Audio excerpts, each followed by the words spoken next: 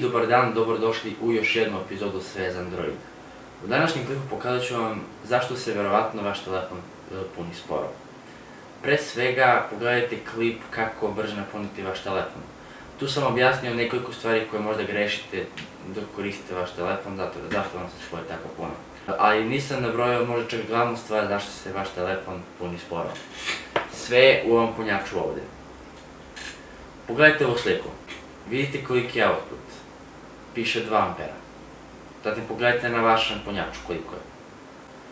2 ampera bi trebalo da bude dovoljno za otprilike 2600 mAh baterije.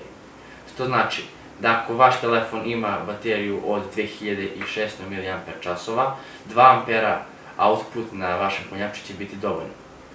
Ako vaš punjač manji od 2 ampera, ako ima 1 amper ili možda čak 0,5, a vaš telefon ima 2600 mAh, možda malo manje, možda čak i više, to znači da vaš punjač je jako slab.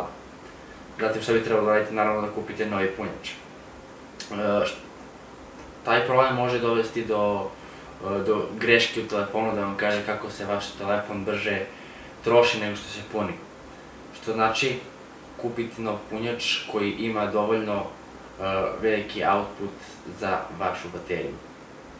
I to je bilo otprilike to, nadam se da ste nešto naučili i vidimo se u nekom sledećem klipu.